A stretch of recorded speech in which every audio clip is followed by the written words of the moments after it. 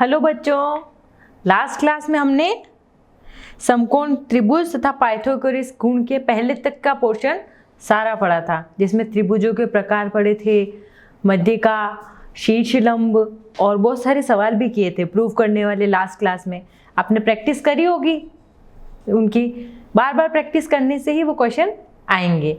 आज हम एक नई चीज़ देखने वाले हैं, पाइथागोरस प्रमेय। पाइथागोरस प्रमेय के बारे में आपने सुना होगा और नहीं सुना है तो अब देख लीजिए। पाइथागोरस प्रमेय बहुत ही इम्पोर्टेंट प्रमेय है और इसके क्वेश्चन अभी क्लास से लेकर आगे कंपटीशन लेवल तक के एग्जाम्स में आते हैं, इसलिए पाइथागोरस प्रमेय बहुत इम्पोर्टेंट टॉपिक है और इसको आज आपको बहुत ध्यान से देखना है, क्योंकि ये इम्पोर्टेंट टॉपिक हर कंपटीशन एग्जाम में पूछा जाता है इसके सवाल। ठीक है, तो आज स्टार्ट करते हैं पाइथागोरस प्रमेय।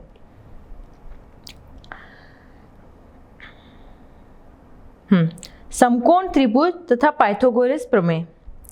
देखिए, ईसा से 6ठी शताब्दी पूर्व एक यूनानी दार्शनिक पाइथागोरस ने समकोण त्रिभुज से संबंधित एक बहुत उपयोगी महत्वपूर्ण गुण के बारे में पता लगाया, जिससे इस अनुभाग में बता रहे हैं। अब इसका नाम पाइथागोरस क्यों पड़ा? क्योंकि जो वैज्ञानिक था ना, जो दार्शनिक, उसका नाम पाइथागोरस था, तो उसने अपने नाम पर ही इस प्रमेय का नाम रख लिया। और ये पाइथागोरस प्रमेय समकोण त्रिभुज के लिए ही लागू होती है। ये बात हमेशा ध्यान रखना आप। अगर कोई नॉर्मल त्रिभुज है, दूसरा विषमबाहु है, समबाहु है या समद्विबाहु है, उसके लिए ये पाइथागोरस प्रमेय कभी काम नहीं देगी। ये प्रमेय हमेशा समकोण त्रिभुज के लिए काम में देगी, जिसका एंगल 90 डिग्री होता है। हमेशा ध्यान रखना। तो देखो, इसमें भुजाएं के बारे में देख लिया कि समकोण त्रिभुज में कौन कौन सी भुजाएं होती है।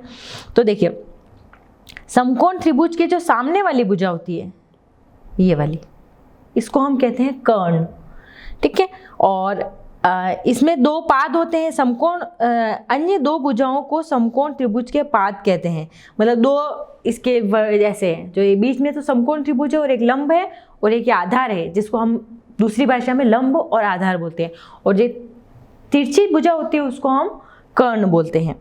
जैसे ये त्रिभुज कोई है, देखिए इसमें भुजा ए है, एक भुजा बी है और एक भुजा सी है। ये तीन भुजाएं हो गई यहाँ पर। तो इस भुजा में देखा जाए तो ये ए है, ये कर्ण है, ये वाली, ये लंब है और ये आधार है। एक बार आप सिर्फ इनके नाम याद रख लीजिए, ये वाला।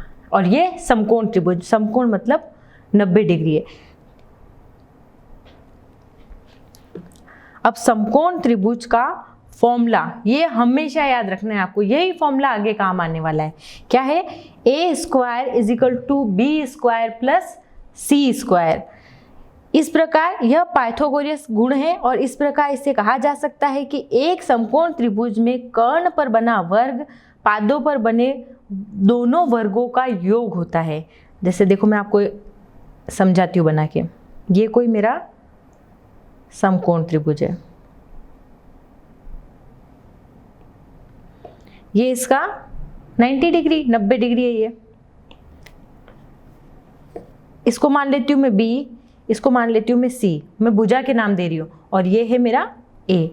तो पाइथागोरस ये कहते हैं कि कर्ण का स्क्वायर, यानी कर्ण कौन है इसमें? सबसे लंबी भुजा ये वाली, ये जो भुजा है ना, ये। तो A का स्क्वायर = B² + C²। मतलब कर्ण का स्क्वायर और लंब के स्क्वायर प्लस आधार के स्क्वायर के बराबर होता है। ये चीज आप याद रख लो, क्योंकि ये हमेशा काम आने वाली है और आगे भी यही फॉर्मूला है काम आने वाला है। क्या है? समकोण त्रिभुज होना चाहिए। पाइथागोरस प्रमेय के गुण बताती हूँ मैं। फर्स्ट, एक तो समकोण त्रिभुज होना चाहिए। दूसरा, इसमें कर्ण का स्क्वायर आधार के स्क्वायर और लंब के स्क्वायर के बराबर होता है, यानी a² = b² + c²। यही है पाइथागोरस प्रमेय। हो गई लर्न एक बार। अब अपन क्वेश्चन करेंगे, तब ये सारे कॉन्सेप्ट आपके क्लियर हो जाएंगे। देखते हैं। और एक चीज और याद रखने, मैंने बताया यदि किसी त्रिभुज पर पाइथागोरस गुण प्रयुक्त होता है तो वह एक समकोण त्रिभुज ही होगा। ये बात ध्यान रखना, कोई भी नॉर्मल समबाहु या समद्विबाहु या दूसरे त्रिभुज हुए तो उस पर पाइथागोरस लागू नहीं होगी। पाइथागोरस लागू होने के लिए हमेशा समकोण त्रिभुज ही होना चाहिए। समकोण मतलब एक एंगल 90 डिग्री का होना चाहिए हमेशा। एक बार क्वेश्चन देखें तो थोड़े आपके दिमाग में क्लियर हो जाएंगे। एक त्रिभुज की भुजाएं 3, 4 और 5 सेंटीमीटर लंबी है। निर्धारित कीजिए कि क्या वह एक समकोण त्रिभुज है क्या। देखो, दो चीजें होती है, या तो आपको उसकी भुजाएं दे दें और अगर वो ये कंडीशन फुलफिल करता है कि भाई कर्ण का स्क्वायर इज इक्वल टू आधार का स्क्वायर प्लस लंब का स्क्वायर, तो हम ये पता लगा सकते हैं कि वो समकोण त्रिभुज है। और अगर समकोण त्रिभुज दिया हुआ है तो हम उसकी भुजाओं के मान ज्ञात कर सकते हैं। दोनों उल्टे भी पूछ सकते हैं जैसे। तो एक बार अपन क्वेश्चन करेंगे तो अपन को समझ में आ जाएगा। देखो, फॉर्मूला हमेशा याद रखना है। अब आप बोलोगे इसमें कर्ण कौन सा है, 3, 4 और 5। अब इसमें से आप कंफ्यूज हो गए कि इसमें कर्ण कौन सा है, आधार कौन सा है, लंब कौन सा है। कोई बात नहीं, एक चीज हमेशा ध्यान रखना, कर्ण होता है वो सबसे लंबा होता है। इसकी लंबाई कर्ण की सबसे लंबी होती है, ये बात हमेशा ध्यान रखना। कर्ण लंबाई में सबसे ज्यादा होगा, तो यानी सबसे लंबा कौन है, 5। ये क्या हो गया, कर्ण। लिख दिया मैंने यहाँ पे 5। आधार और लंब में आप कोई सी भी दो आप चेंज कर सकते हो, इससे कोई फर्क नहीं पड़ता है। तो ये हो गया 3 और ये हो गया 4, ये मैंने माना है। अब मैं लगाती हूँ फॉर्मूला। मैंने क्या फॉर्मूला पढ़ा था, कर्ण का स्क्वायर इज इक्वल टू लंब का स्क्वायर प्लस आधार का स्क्वायर। कर्ण का स्क्वायर कौन है, 5। 5 का स्क्वायर करो, ये 5 का स्क्वायर, यानी स्क्वायर का मतलब होता है, देखिए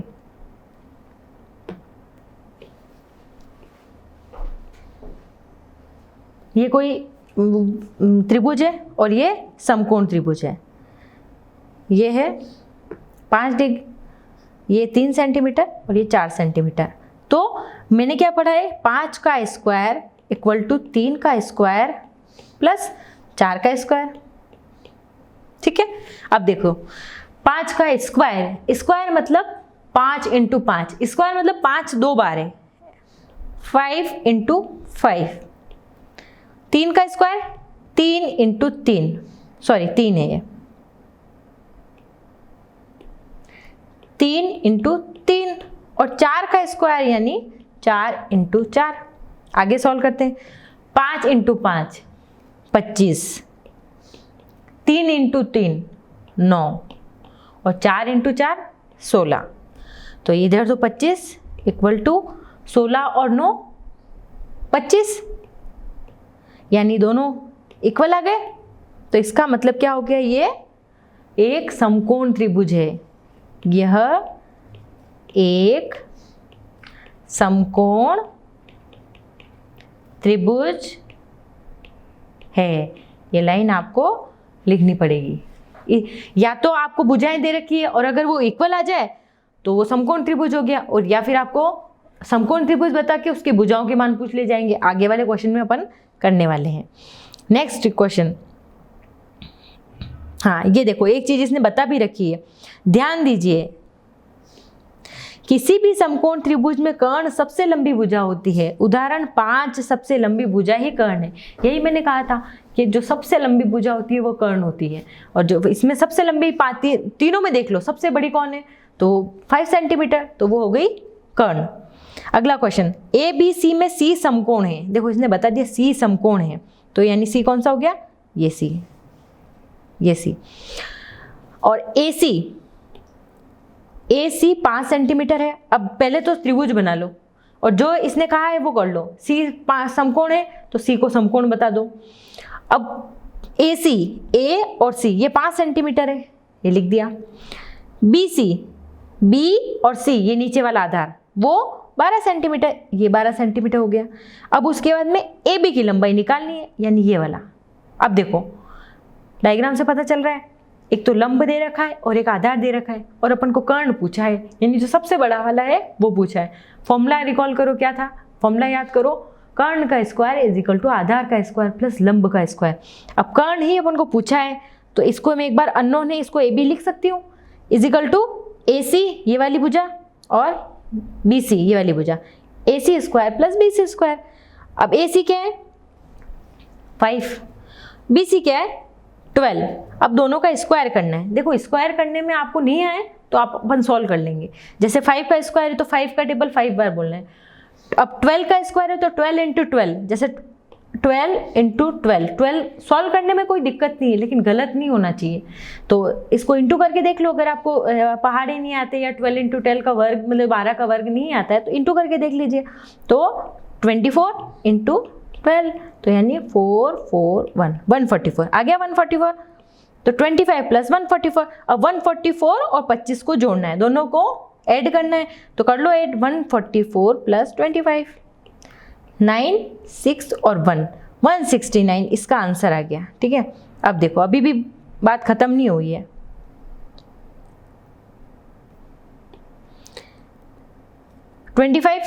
और 144 169। अब ये है 13 का स्क्वायर। अब आपको कैसे पता चला ये 13 का स्क्वायर है? तो कुछ स्क्वायर आपको याद रखने पड़ेंगे, जैसे 5 का स्क्वायर है, 12 का स्क्वायर है, 13 का स्क्वायर है। ये क्या आपस में तीनों पेयर्स में ही आते हैं, तो आपको याद रखने पड़ेंगे कि 169 किसका स्क्वायर होता है 13 का। मतलब स्क्वायर का मतलब ये होता है 13 का स्क्वायर मतलब अगर मैं इस चीज़ को दो बार किससे 13 इंटू 13 दो बार आना चाहिए। जैसे कोई 12 इंटू 12 है, कोई भी चीज़ दो बार होनी चाहिए। तो ये 169 13 का स्क्वायर है, तो ये 13 का स्क्वायर हो गया। तो ये तो AB का स्क्वायर इज इक्वल टू 169 है। अब सिर्फ मुझे AB निकालना है, तो 169 का रूट हो जाएगा। जब इक्वल टू के इस साइड होता है, जब इधर इंटू होता है तो इक्वल टू में जाके डिवाइड हो जाता है, जब इधर प्लस होता है तो उधर जाके माइनस हो जाता है, और जब इधर स्क्वायर होता है तो उधर जाके अंडर रूट हो जाता है। तो ये स्क्वायर हटा तो इधर हो गया अंडर रूट 169, यानी ये किसका रूट हो गया 13 का। तो इसका आंसर क्या आ गया 13। अब आगे वाले क्वेश्चन देखें। फर्स्ट क्वेश्चन, ये पाइथागोरस प्रमेय पे ही सारे डिपेंडेंट क्वेश्चन है, तो आपको पाइथागोरस प्रमेय का फॉर्मूला बहुत अच्छे से आना चाहिए। कुछ नहीं, कर्ण का स्क्वायर इज इक्वल टू लंब का स्क्वायर प्लस आधार का स्क्वायर, ये चीज आपको याद रखनी है डिट्टो। तो फर्स्ट वाला क्वेश्चन देखते हैं। ये देखिए कोई ट्राइंगल बना रखा है, ये वाला है। अब इसमें 3 और 4 3 और 4 दो भुजाएं दे रखी है और x की वैल्यू निकालनी है। अब क्या अपन ने देखा था कि कर्ण सबसे लंबी भुजा होती है, यानी x ही अपन को पूछा है, कर्ण पूछा है इसमें, तो करते जाओ। तो और अपन को मेंशन भी करना है कि बाय पाइथागोरस प्रॉपर्टी या पाइथागोरस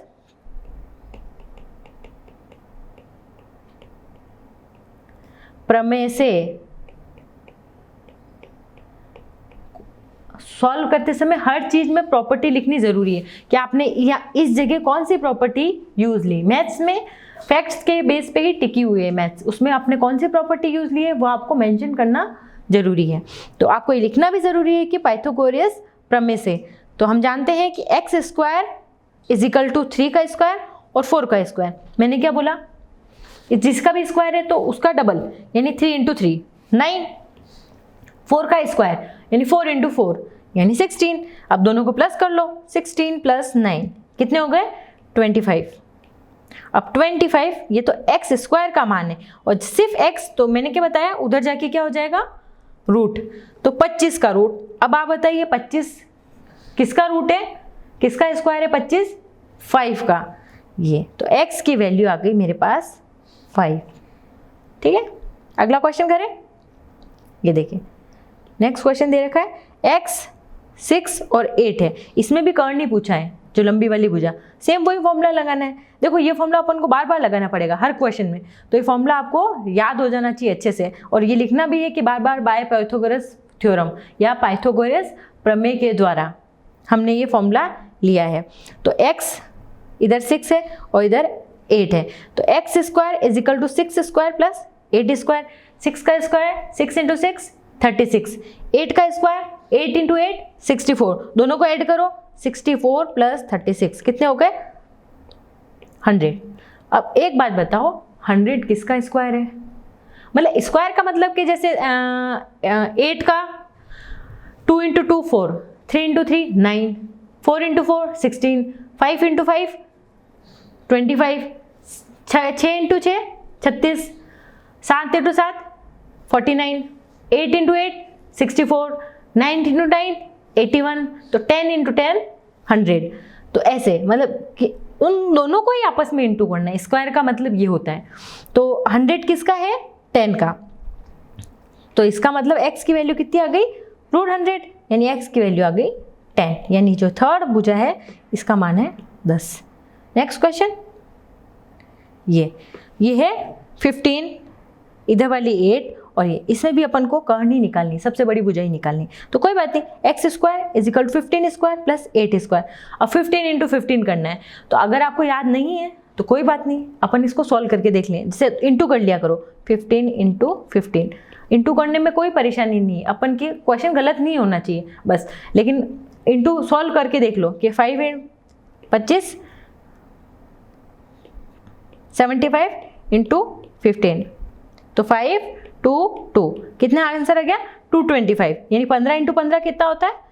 225, और 8 इंटू 8 8 इंटू 8 64। अब इन दोनों को ऐड किया तो 289 है। अब देखो, तो आप 289 आप सोचोगे किसका स्क्वायर है, किसका स्क्वायर है, तो करके देखो किसका है, किसका है। देखो, या तो अब गैस करो, अब 9 किसके पीछे आता है? या तो 3 के नीचे आएगा, 3 अगर जैसे या तो 13 का किसी का होगा, या फिर इंटू 3 9 पीछे किसके आना चाहिए, या 4 करोगे तो 4 इंटू 4 16 हो जाएगा, 5 का 25 हो जाएगा, और 6 36 हो जाएगा, तो और 7 7 49, तो ये किसका स्क्वायर है? 17 का। तो ये ऐसे आप अनुमान लगा सकते हो कि किसका है स्क्वायर है। जैसे 5 आ रहा है किसी के पीछे, तो वो 5 से रिलेटेड किसी का स्क्वायर होगा, ऐसे। तो ये 17 का स्क्वायर गया। अगला क्वेश्चन, इसमें भी x निकालना है। ये 24 है और ये 7 है। अब निकालनी इसमें वैल्यू, कोई बात नहीं, बाय का पाइथागोरस प्रमेय प्रॉपर्टी या बाय पाइथागोरस प्रमेय द्वारा x square is equal to 24 का स्क्वायर और 7 का स्क्वायर। 24 का स्क्वायर करना है, करके देख लेना। 24 इंटू 24 गलत नहीं होना चाहिए, क्योंकि अपन को करके देखना है। तो 24 इंटू 24 किया तो 576, और 7 इंटू 7 49, दोनों को ऐड कर दिया, 576 और 49, तो 625 आ गया। और 625 एक्स स्क्वायर का मान है, मुझे तो सिर्फ एक्स का चाहिए, तो इसके ऊपर रूट आ गया। तो यानी ये किसका स्क्वायर हो गया? 25 का। समझ में आए? सारे क्वेश्चन एक जैसे ही हैं। अब थोड़ा अलग क्वेश्चन है यहाँ, ये वाला 5th क्वेश्चन देखिए। इसमें ये पूरा एक्स है और ये 90 डिग्री है। अब ये 12 है और ये 37 है। अपन को पूरा एक्स से निकालना है, एक्स की पूरी है। अब आप कंफ्यूज हो गए, ये तो राइट एंगल ट्रायंगल तो बीच में बन रहा है, तो कोई बात नहीं, कोई दिक्कत वाली बात नहीं है। इसमें अपन एक एक्स निकाल लें, ये वाला, ये एक एक्स निकाल लिया मैंने और आधा एक्स निकाल लिया, और जो भी इसकी वैल्यू आ गई उसको डबल कर देंगे, तो ये पूरे एक्स की मान आ गई। देखो, ये देखो, जैसे ये एक त्रिभुज ले लिया मैंने एक बार, ये वाला, इसको एक बार मैंने ए मान लिया क्योंकि ये पूरा एक्स है, लेकिन मैं सिर्फ इसको ए मान रही हूँ। तो ए सी डी लिया मैंने त्रिभुज। अब इसमें 37, ये थोड़ा अलग है, पहले इसमें विकर्ण दे रखा है। तो मैं फॉर्मूला क्या था? विकर्ण का स्क्वायर प्लस आधार का स्क्वायर प्लस लंब का स्क्वायर। तो 37 का स्क्वायर इज इक्वल टू 12 का स्क्वायर प्लस ए का स्क्वायर। तो अब 37 का स्क्वायर, देखो 37 का स्क्वायर करके देख लेना, 37 इंटू 37, ये मैंने भी इंटू करके देखा है क्योंकि गलत नहीं होना चाहिए कुछ भी। तो 37 का स्क्वायर आया तो उसकी वैल्यू आ गई ये 1269। ओके, अब 1269 आई और 12 का स्क्वायर कितना आया? 144, क्योंकि हम जानते हैं 12 इंटू 12 140। अब मुझे निकालना है ए। अब कभी भी इक्वल टू का नियम होता है कि जो संख्या इक्वल टू के इस साइड होती है, अगर उसको इक्वल टू के दूसरी साइड में भेजा जाता है तो वो अगर प्लस का साइन है तो माइनस का हो जाएगा, और माइनस का साइन है तो प्लस का हो जाएगा। तो अब मुझे तो ए चाहिए, तो जो भी अननोन है उसको अकेले रहने दो, उसके अलावा दूसरों को दूसरी साइड भेज दो।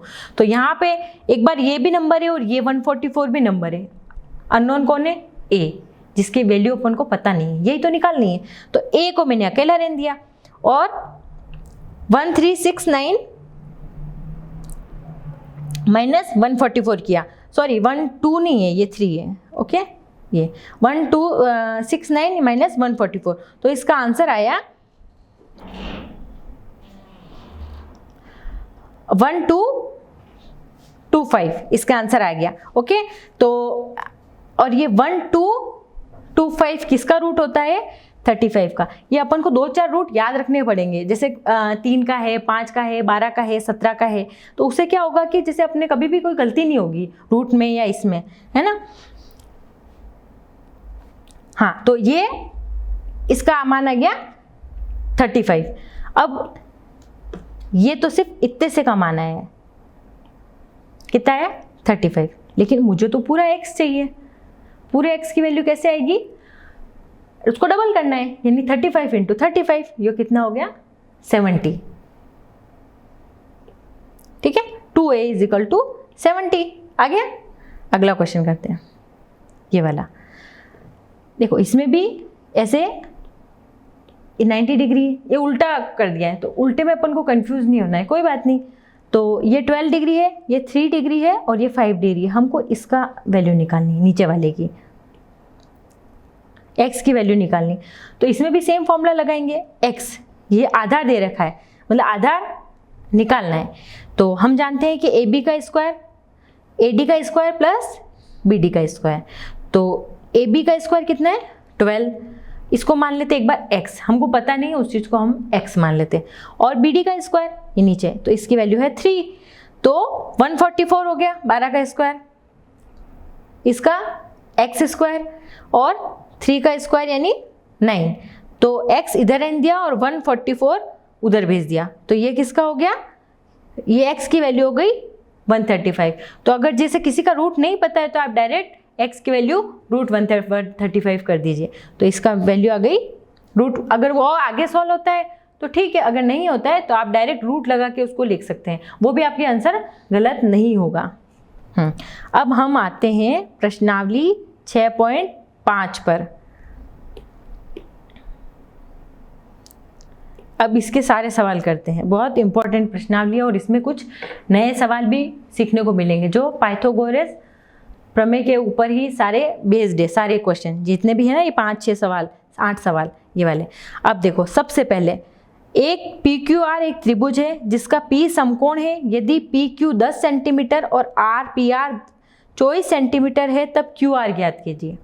देखो PQR कोई त्रिभुज है, पहले तो जैसे जैसे बोलता है क्वेश्चन वैसे अपन को कर लेना है। ये PQ और R कोई त्रिभुज है, आप भी साथ साथ में करते जाइए कि PQR त्रिभुज बनाया तो त्रिभुज बना ले। दूसरी बात इसने क्या बोली? P समकोण है, P मेरा समकोण हो गया। उसके बाद PQ 10 सेंटीमीटर और PR 24 सेंटीमीटर। PQ 10 सेंटीमीटर ये हो गया और PR मेरा 24 सेंटीमीटर। अब इसमें मुझे क्या निकालना है? कर्ण। तो पाई, और ये हमको पता चल गया कि ये राइट एंगल ट्राइंगल है, यानी समकोण त्रिभुज है। तो ये हमको मेंशन करना पड़ेगा हर बार कि ये समकोण त्रिभुज है और समकोण त्रिभुज में हम पाइथागोरस प्रमेय लगा सकते हैं। तो समकोण त्रिभुज PQR में QR, ये देखिए कर्ण equal to PQ plus PR। PR और PQ और PR क्या हो गए? कर्ण, लंब और आधार। और QR क्या हो गया? कर्ण। और ये हमने लिखा भी है कि हमने कौन सी पाइथागोरस प्रमेय यूज की है। अब जो जो वैल्यू हमें दे रखी है लिखते जाइए। QR हमको निकालना है, PQ 10 और PR 24। और 10 इंटू 10 कितने होते हैं? 100। और 24 इंटू 24 576। देखो ये अपन निकाल के देख सकते हैं ताकि अपना क्वेश्चन गलत नहीं हो। तो 576 कर दिया और इन दोनों को ऐड किया तो 676। अब QR स्क्वायर है, ये QR स्क्वायर की वैल्यू आ गई 676। तो सिर्फ QR की वैल्यू क्या हो गई? इधर स्क्वायर है तो हटके दूसरे वाले पे क्या लग जाएगा? रूट। जब भी स्क्वायर हटता है, जैसे QR का स्क्वायर है वो हटा तो पहले 676 वैल्यू है, सिर्फ QR करना है तो मुझे इसका रूट हो जाएगा 676। उसके ऊपर रूट लग जाता है, इधर से स्क्वायर हटा इधर रूट लग गया, तो Q R is equal to 676 का रूट, तो सिर्फ क्यू आर आ गया 26 सेंटीमीटर। समझ में आया कि क्यू आर की वैल्यू क्या आ गई 26। हाँ, इसमें क्यू आर ही निकालना था, क्यू आर की वैल्यू 26 आ गई। अगला क्वेश्चन, हाँ, त्रिभुज ए बी सी एक त्रिभुज है जिसका, एक सेकंड में ये, अब देखिए ए बी सी एक त्रिभुज है, सी समकोण है। ये हिंट भी दे देता है कि इसमें कौन सा समकोण है, क्योंकि अगर थोड़ा सा भी उल्टा सीधा हो जाए तो आप कर्ण को आधार मान लोगे और आधार को कुछ और मान लोगे तो अपना क्वेश्चन गलत हो जाएगा। तो इसमें अपन को बिल्कुल फिक्स मेजरमेंट के अकॉर्डिंग इसकी मेजरमेंट लिखनी है कि हाँ कर्ण ये है, आधार ये है, लंब ये है, ऐसे। तो सी समकोण है, यदि ए बी 25 सेंटीमीटर और ए सी 7 सेंटीमीटर है तो बी सी निकालना है। देखिए ये कोई त्रिभुज ए बी सी है, इसमें ए बी 25 है, ये दे ही रखा है, बी ए सी 7 है और मुझे निकालनी है बी सी, यानी बेस निकालना है। यानी सबसे लंबी भुजा तो नहीं है, ये तो दिख गया अपन को, सबसे लंबी हमेशा तिरछी वाली होती है ऐसी क्रॉस में, तो ये वाली तो नहीं है। तो इसका मतलब फॉर्मूला क्या है, कैसे लगेगा, कर्ण का स्क्वायर इज इक्वल टू लंब का स्क्वायर प्लस आधार का स्क्वायर, यानी ए बी का square is equal to A सी का स्क्वायर प्लस बी सी का स्क्वायर। और लिखना भी है कौन सी प्रमेय, पाइथागोरस प्रमेय। तो ए बी क्या है मेरा 25, वैल्यू रख दी, प्लस 7 कहाँ से आया, ए सी की वैल्यू क्या थी 7 आ गई, प्लस बी सी का स्क्वायर, बी सी अभी हमको निकालना है, तो एक बार अपन इसको अननोन रहने देते हैं। तो बी सी को इधर रहने दिया और दूसरी संख्याओं को इक्वल टू के दूसरी साइड भेज दिया, तो 25 का स्क्वायर माइनस 7 का स्क्वायर। अब 25 इंटू 25 कितना होता है 625। ये आपको थोड़ी बहुत चीज़ें ये आपको याद रखनी पड़ेगी, और जो अपन को याद नहीं रहती है तो वो अपन सॉल्व करके देख लेंगे। तो 25 इंटू 25 625 होता है, ओके। और 7 का स्क्वायर कितना होता है, 7 7 जा 49, तो ये हो गया 49। अब 625 में से 49 माइनस करेंगे तो आ गया मेरा 576। ये आपको करके देखना है, आप साथ साथ में करते भी जाओ तो उससे क्या आपकी मैथ्स भी स्ट्रांग हो जाएगी साथ साथ में करने से। तो 625 माइनस 49, तो मेरा आंसर आ गया 576, और ये मेरी है बी सी स्क्वायर की वैल्यू 576। मुझे तो सिर्फ बी सी ही चाहिए, तो जैसे ही स्क्वायर हटा उधर रूट लगा तो इधर लग गया रूट 576। और ये 576 देखो 576 24 इंटू 24 का रूट होता है 576, तो यानी ये किसका रूट हो गया 24 का, ठीक है। तो यानी बी सी की वैल्यू क्या आ गई, ये बी सी की वैल्यू आ गई 24 सेंटीमीटर। अगला क्वेश्चन देखें, देखो मजेदार क्वेश्चन है। दीवार के सहारे उसके पैर कुछ दूरी पर टिका कर 15 सेंटीमीटर लंबी एक सीढ़ी भूमि से 12 मीटर ऊंचाई पर स्थित खिड़की तक पहुंच जाती है। दीवार से सीढ़ी की पैर की दूरी निकालिए। मतलब दीवार ऐसे है सीधी स्ट्रेट, और उस पे सीढ़ी ऐसे आड़ी डाल रखी है, तो दीवार की लंबाई है 12, ये देखो, और जो सीढ़ी ऐसे जो टेढ़ी रख रखी है ना, उसको उस दीवार पे ऐसे आड़ी लिटा रखी है ऐसे सहारे से, तो उसकी लंबाई है 15 सेंटीमीटर। और अपन को इस सीढ़ी के पैर से दीवार की दूरी ये निकालनी है, इसके बीच वाली। तो दीवार की तो 12 हो गई। एक तरह से अपन देखा जाए तो ये तो समकोण त्रिभुज बन रहा है, और इसमें हम पाइथागोरस प्रमेय लगा सकते हैं। तो ये वाली प्रमेय में लगा सकती हूँ, क्योंकि देखा जाए तो ये एक दीवार है, दीवार बिल्कुल स्ट्रेट होती है और उस पर सीढ़ी ऐसी लिटी हुई है, और ये 90 डिग्री का बन रहा है। तो जो सीढ़ी की लंबाई है वो तो मेरी 15 है, क्योंकि इसने बोल दिया 15 मीटर लंबी एक सीढ़ी है, और 12 मीटर ऊंचाई पर स्थित खिड़की पर पहुंच जाती है। मतलब खिड़की पर अपन कोई सीढ़ी लगाते हैं आड़ी, तो वो उस पर, तो यानी वो 12 मीटर ऊंचाई है, वो उसकी लंब है, तो वो तो 12 मीटर हो गई। और सीढ़ी तो मुझे उसकी मतलब वो सीढ़ी और दीवार उनके जो पैर के बीच में वो दूरी कितनी है ये हमको निकालनी, तो वो एक तरह से आधार हो गया। तो इसमें पाइथागोरस प्रमेय लगा सकते हैं, लगाते हैं। तो 15 का स्क्वायर, देखो फॉर्मूला कैसे बनेगा इसमें, 15 का स्क्वायर इक्वल टू 12 का स्क्वायर प्लस ए का स्क्वायर। देखो फॉर्मूला बनाना सीख लो, उसके बाद कुछ गलत नहीं होगा। अगर आपने फॉर्मूले सही बनाए तो आपका सवाल बिल्कुल सही हो जाएगा, क्योंकि उसके बाद तो आपको कैलकुलेशन ही करनी है। कैलकुलेशन तो वैसे ही सॉल्व हो जानी है कि 15 × 15 करना है, 12 × 12 करना है ना। देखो ये कोई सीढ़ी है, ये लेटी हुई है और ये कोई दीवार की लंबाई है। अब इस सीढ़ी का पैर और इस दीवार, इसके ये ए निकालना है हमको। अब ये लाइन अपन को लैंग्वेज लिखते जाना है कि यहाँ पर सीढ़ी समकोण त्रिभुज का निर्माण कर रही है। तो समकोण त्रिभुज आते ही पाइथागोरस प्रमेय लगा दो। तो a² + 12 का square is equal to 15 square. देखो इसका और इसका स्क्वायर हो जाएगा क्योंकि कर्ण सबसे लंबी भुजा है और कर्ण अलग रहती है। तो a का स्क्वायर + 12 का स्क्वायर इज इक्वल टू 15 का स्क्वायर। तो a को इधर ही रहने देना है और 12 को लाइन के उस साइड भेज देना है। तो 15 का स्क्वायर माइनस 12 का स्क्वायर। 15 का स्क्वायर देखो मैंने निकाल के रख दिया ताकि आपको प्रॉब्लम नहीं हो कि हाँ ये 15 का ही स्क्वायर है। इसका आ गया 224 और 12 का स्क्वायर 12 × 12, मतलब स्क्वायर का मतलब होता है 12 को 12 से ही इंटू करना। देखो 12 को 12 से ही इंटू किया मैंने तो 144। अब 225 माइनस 144, तो दोनों को माइनस किया तो कितना आया मेरा 225 में से 144 माइनस करना है तो मेरा 81 आंसर आया। अब ये भाई 81 तो a² की वैल्यू है, जैसे a² इज इक्वल टू 81, मुझे तो सिर्फ a से काम है तो इधर रूट लग गया 81। अब 81 किसका रूट होता है, मतलब किस संख्या को मैं 2 बार इंटू करूँ तो मेरे 81 आ जाए। कोई पहाड़ है या टेबल्स में आपको याद आया किसका होता है वो 9 का, 9 9 जा 81, तो किसका हो गया a की वैल्यू आ गई 9। यानी वो सीढ़ी दीवार से सीढ़ी के पैर की दूरी 9 मीटर है। यानी वो कितनी दूर थी, यहाँ से 9 मीटर दूर है ये। ओके समझ में आ गया। नेक्स्ट क्वेश्चन करें। निम्नलिखित में भुजाओं के कौन से समूह एक समकोण त्रिभुज बना सकते हैं। अब इसमें समकोण त्रिभुज कौन से बना सकते हैं। अब देखो समकोण त्रिभुज की कंडीशन के लिए हमको पता है कि वो पाइथागोरस प्रमेय फॉलो करना चाहिए, मतलब उसमें पाइथागोरस प्रमेय लगनी चाहिए। यानी कर्ण का स्क्वायर इज इक्वल टू लंब का स्क्वायर प्लस आधार का स्क्वायर होना चाहिए। तो 2.5 और 6.5 और 6 सेंटीमीटर है, ये इसके मतलब पैर दे रखे। अगर वो दोनों इक्वल आ गए तो इसका मतलब वो समकोण त्रिभुज है, क्योंकि पाइथागोरस प्रमेय हमेशा समकोण त्रिभुज पर ही लागू होती है।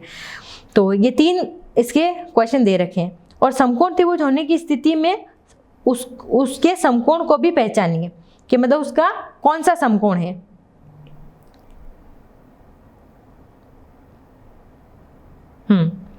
क्या क्या है, एक तो 6.5, 2.5, 6.5 और 6। अब हमेशा ध्यान रखना कि पाइथागोरस प्रमेय में जो सबसे भुजा और लंबी भुजा है वही उसका कर्ण होगी। तो 6.5 लंबी दिख रही है तो 6.5 का square is equal to 6 square और 2.5 का स्क्वायर। तो 6.5 का स्क्वायर देखो आपको 6.5 इंटू 6.5 करके देखना है कि 6.5 इंटू 6.5, ये देखो जैसे 6.5 इंटू 6.5 तो 5 × 25, 2 5 × 30 31 32 इंटू 30 39। ओके तो 5 2 2 और 4। अब देखो अब पॉइंट लगाने में कभी गलती नहीं करना। पॉइंट कैसे लगाना है, देखो 6.5 में एक पॉइंट है और 6.5 में एक पॉइंट है, तो इन दोनों पॉइंट को जोड़ लो और अपना जो आंसर है उसमें 2 संख्या बाद पॉइंट लगा लो। जैसे 42.25 आया, जैसे इतनी बड़ी संख्या आई तो घबराने की बात नहीं है, अपने जहां पॉइंट आ रहा है वहां पे हमको भी पॉइंट लगा देना। 2 संख्या छोड़ के पॉइंट है तो हमको भी 2 संख्या के बाद पॉइंट लगा देना है। तो मेरा आंसर आ गया 42 पॉइंट।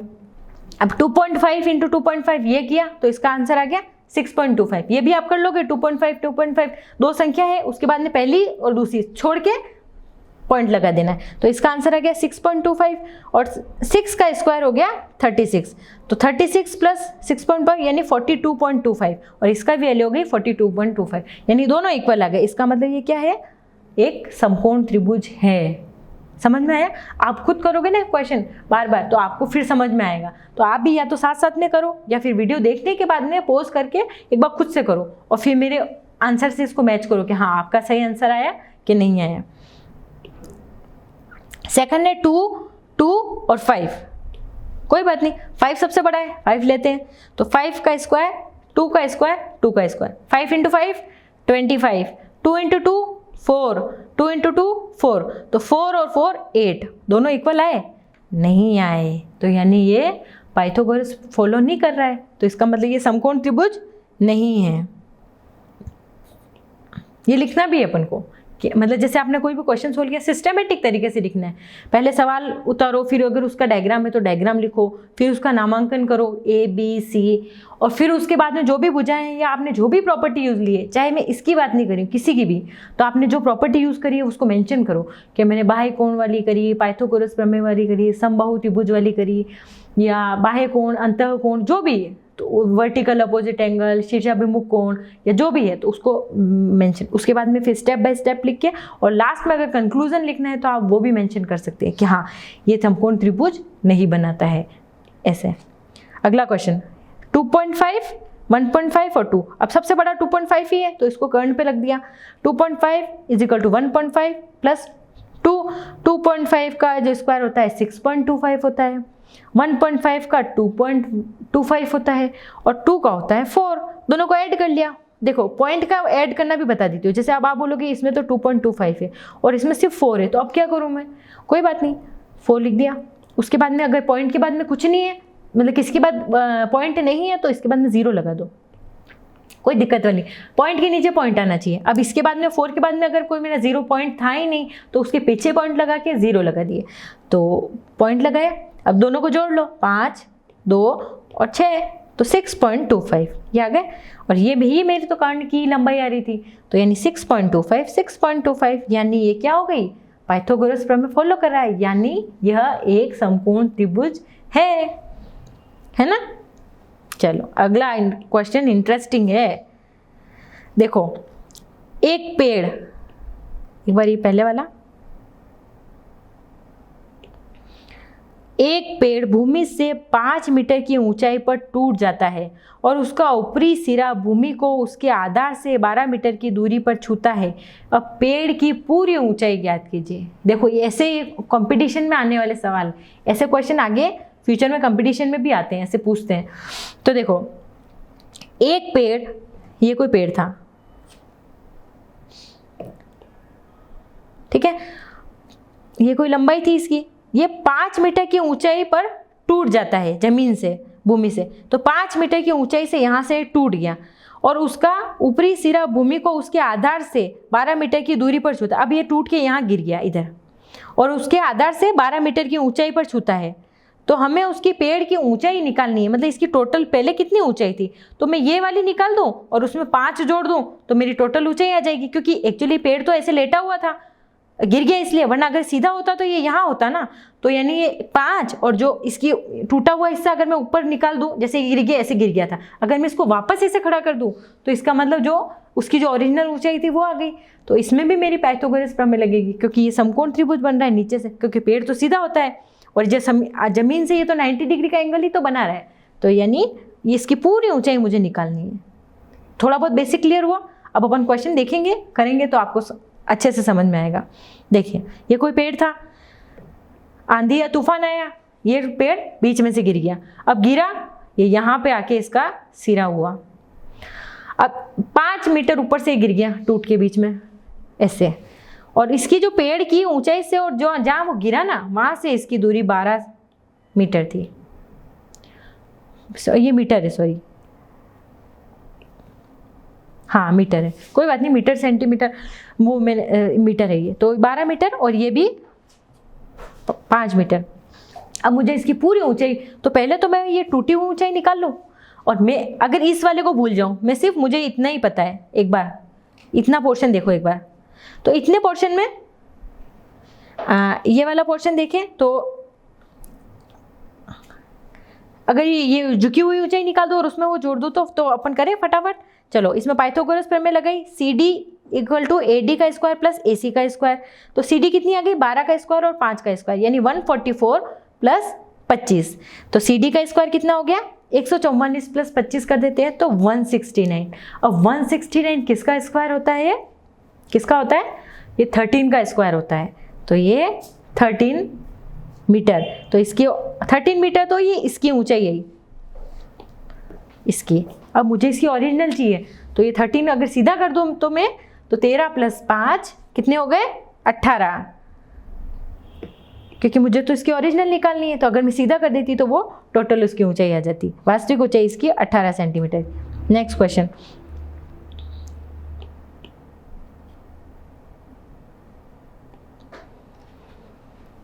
त्रिभुज पी क्यू आर में कोण क्यू 25 डिग्री है और आर 65 डिग्री है, तो निम्नलिखित में से कौन सा कथन सत्य है? मतलब वही कथन सत्य होगा जिसमें ये 90 डिग्री है, क्योंकि ये दोनों तो एंगल दे रखे हैं, ये वाला 90 डिग्री होगा तभी वो इसकी कंडीशन फॉलो होगी, यानी सबसे बड़ी भुजा क्यू आर होगी। तो क्यू आर किस में आ रही है? क्यू आर, ये वाली क्यू आर, तो ये वाला कथन सत्य होगा, उसके अलावा दोनों कथन सत्य नहीं होंगे। नेक्स्ट क्वेश्चन देखिए, एक आयत की लंबाई 40 सेंटीमीटर है, उसका विकर्ण 41 है, उसका परिमाप ज्ञात कीजिए। देखो एक आयत बना लेते हैं, हाँ उसकी लंबाई 40 सेंटीमीटर है और उसका विकर्ण जो है वो 41 है, और मुझे इसका परिमाप निकालना है। परिमाप मतलब चारों भुजाओं का योग, कि अगर मैं उसके चारों तरफ एक रस्सी बांधूं ना तो उसको चारों भुजाएं कवर करनी चाहिए, तो यानी परिमाप यानी यहाँ से ये पूरा कवर होना चाहिए, तो ये हो गया। तो इसमें ये भी पाइथागोरस प्रमेय लग रही है। अब से मुझे ये निकालनी, अगर ये निकल जाए तो मैं इन दोनों को और इसको जोड़ लूँ, तो मैं ये कर सकती हूँ 40 का AB का स्क्वायर प्लस BC का स्क्वायर इजिकल टू AC का स्क्वायर। AB 40 है, BC हमको निकालनी है, और ये 41, तो 1600 40 का स्क्वायर, BC का हमको निकालना है, और 41 का 1681, तो BC की वैल्यू आ गई 1681 माइनस 1600, तो BC की वैल्यू आ गई 81, तो BC यानी 9 हो गया, तो यानी 1 हो गई, ये 40 और ये 9, तो ये 40 और 9 को जोड़ना है। अब ये तो भाई इतना सा पोर्शन हुआ, अब मुझे उतना उधर वाला भी तो निकालना है, तो यानी इसको डबल कर देना है, तो यानी 40, परिमाप क्या हुआ 40 प्लस 9, 40 प्लस 9, तो इसकी आ गई 98 सेंटीमीटर। अगला क्वेश्चन, लास्ट क्वेश्चन है, समचतुर्भुज के विकर्ण 16 और 30 सेंटीमीटर है और इसके परिमाप निकालने, मतलब इसके विकर्ण है। पहले तो देखो समचतुर्भुज ऐसा होता है, ये समचतुर्भुज, इसके विकर्ण दे रखे हैं, एक तो 30 और एक 16, और हमको क्या निकालना है? इसमें परिमाप निकालना है। अब देखो परिमाप निकालने के लिए, परिमाप का मतलब है ये वाला चारों भुजाओं का जो आउटलाइन परिमाप, उसका निकालना है। तो सबसे पहले उसके लिए हमको ये पता होनी चाहिए। अब ये पता हमको कब होगी? अब जैसे इसमें ये दे रखा है, ये तो ये पूरी दे रखी है 30, ये वाली पूरी, तो इसे इसका आधी कितनी होगी? 15, है ना। और ये पूरी दे रखी है 16, तो यानी इसकी आधी कितनी होगी? 8। तो ये समकोण त्रिभुज हो गया कि नहीं हो गया? हो गया ना। तो 15 और 8 ये दोनों समकोण त्रिभुज हो गए। तो अब समकोण त्रिभुज हैं तो ये वाली हम निकाल सकते हैं, कर्ण का स्क्वायर इजिकल टू लंब का स्क्वायर प्लस आधार का स्क्वायर वाले फॉर्मूले से निकालो। तो AB का square is equal to AO plus OB का स्क्वायर, तो 8 का स्क्वायर प्लस 15 का स्क्वायर, तो यानी 64, और ये 15 का स्क्वायर आ गया 225, यानी AB का स्क्वायर इजिकल टू 289। तो AB से हो गया 17, तो यानी अब ये तो, और हम जानते हैं कि समचतुर्भुज चारों भुजाएं समान होगी, तो यानी 17 × 4, इसका मान आ गया 68 सेंटीमीटर। हो गया आंसर। ये क्वेश्चन आप खुद करके देखना। अब हम एक बार फटाफट पढ़ लेते हैं कि हमने क्या क्या पढ़ा, जल्दी फटाफट रिवीजन कर लेते हैं। देखो किसी त्रिभुज की 3 भुजाएं 3 कोण, इसके 6 अवयव कहलाते हैं, 3 भुजाएं और 3 कोण। माध्यिका क्या होती है? जो इसकी समूह भुजाओं को 2 बराबर भागों में बांटती है। शीर्ष लंब क्या होता है? त्रिभुज का एक शीर्ष लंब है, समूह भुजा पर खींचा गया लंब होता है हमेशा। और बाह्य कोण 2 अंतः कोणों के बराबर होता है। और एक त्रिभुज के तीनों कोणों का योग 180 डिग्री होता है। समबाहु त्रिभुज जिसके तीनों भुजाओं का माप समान होता है। समद्विबाहु में 2 भुजाओं का माप समान होता है। और त्रिभुज की कोई 2 भुजाओं का माप तीसरी भुजा से अधिक होता है, ये हमने पढ़ा ही था। पाइथागोरस प्रमेय, समकोण त्रिभुज के सामने वाली भुजा कर्ण और भुजाएं पाद कहलाती है। और पाइथागोरस प्रमेय हमने यही पढ़ा है कि कर्ण का वर्ग उसके पादों के वर्ग के बराबर होता है। यहाँ हमारा चैप्टर 6 खत्म होता है। तो आप पूरे चैप्टर को फिर से अच्छे से रिवाइज करो, देखो और बार बार प्रैक्टिस करो। ओके। Thank you.